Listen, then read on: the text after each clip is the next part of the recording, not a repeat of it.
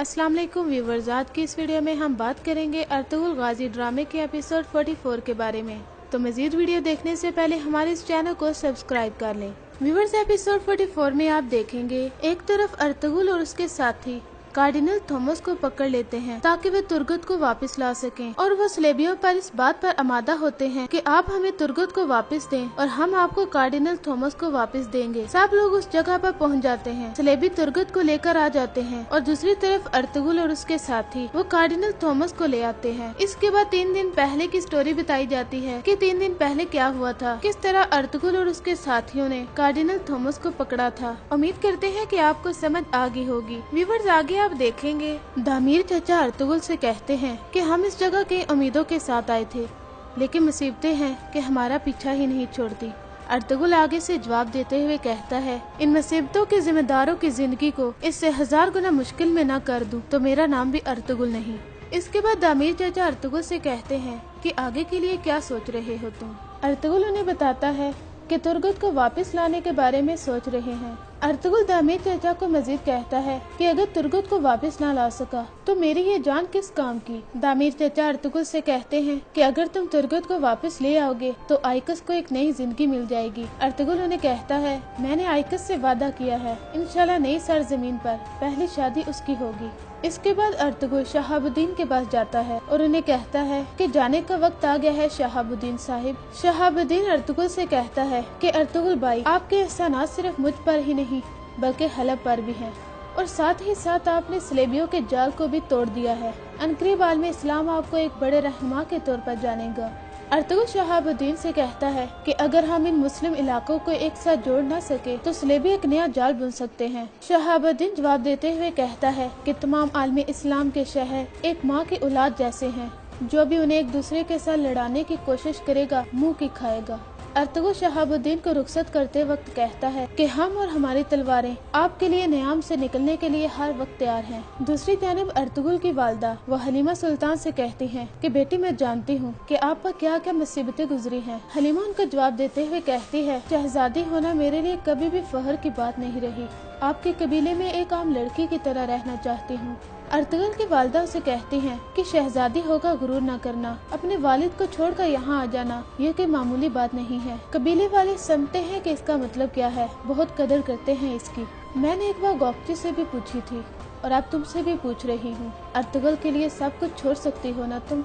हलीमा आगे से कहती है कि बिल्कुल। अर्तुगरुल की वालदा उसे कहती हैं कि अर्तुगरुल की शरीके हयात होने के लिए जरूरी है कि उसके कबीले और घर के हर मसले को अपना मसला समझकर उसे डट कर हल करे। जो सरदार की बहू बनकर इस कबीले में आए, इस कबीले के दर्द को अपना दर्द समझकर उसे हल करना होगा। इसके बाद वो उससे पूछती हैं, तो क्या अर्तुगरुल की खुशी के लिए तुम अपनी हर खुशी को कुर्बान कर सकती हो। हलीमा इसका जवाब देते हुए कहती है, अर्तुगरुल के लिए मैं हर दुख को और हर मुसीबत को बर्दाश्त कर सकती हूँ और उसकी खुशी की खातिर अपने आप को कुर्बान भी कर सकती हूँ। इसके बाद आप देखेंगे अर्तुगरुल इब्नुल अरबी के पास आता है और उनकी हैरियत दरियाफ्त करता है। अर्तुगरुल इब्नुल अरबी से कहता है कि कल जुम्मे की नमाज के बाद रवानगी है। इब्नुल अरबी उससे सवाल करते हैं कि कहाँ पे जाने का इरादा है। अर्तुगरुल उन्हें बताता है कि अपने भाई तुर्गत को छुड़वाने जाना है। स्लेबी साजिशों के कल्ब पर वार करने जा रहा हूँ इस बार। इब्नुल अरबी अर्तुगरुल से कहते हैं कि मेरे बच्चे, अभी तुम जवान हो, बहादुर हो और एक सिपाही हो,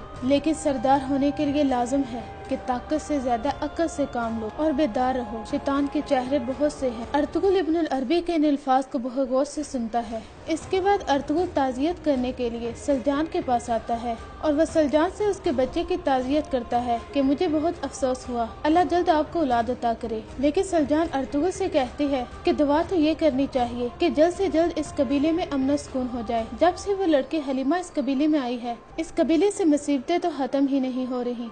हलीमा की वजह से कितनी जानें मिट्टी में मिल गई हैं और आइकस का तुर्गत के गांव में बुरा हाल है। बस बहुत हो गया, अब उसे यहाँ से चलता करो। अब हम और मुसीबतें उसकी वजह से बर्दाश्त नहीं कर सकते।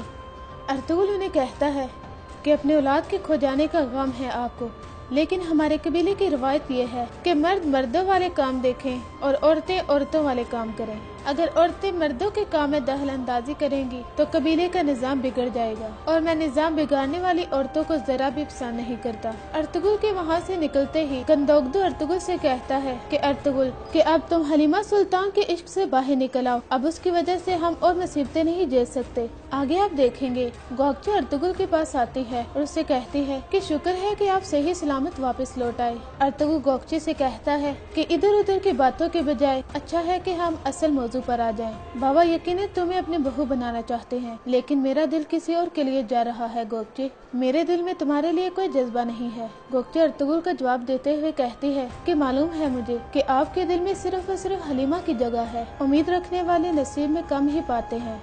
मेरी तरफ से तसल्ली रखें आप, ये मसला आपके और बाबा के दरमियान है। अब कह दीजिए उन्हें कि गोकचे अपनी किस्मत पर राजी है। दूसरी जानब हलीमा आइकस के पास आती है। आइकस उसे कहती है कि अगर अर्तुगरुल भाई इजाजत दे देते तो सुबह तुर्गुत को छुड़वाने मैं उनके साथ जाती। इसके बाद आइकस हलीमा से कहती है कि ये अर्तुगरुल भाई का दिया हुआ आईना है ना, खुदा करे जब भी तुम इसे देखो तुम्हें हमेशा खुशी हो और तुम दोनों एक हो जाओ। मगर ये सब इतना आसान नहीं है। हलीमा से कहती है कि याद है तुमने ही मुझे कहा था कि हर औरत मुश्किलें बर्दाश्त करती है, लेकिन एक जंगजू की बीवी होना सबसे मुश्किल है।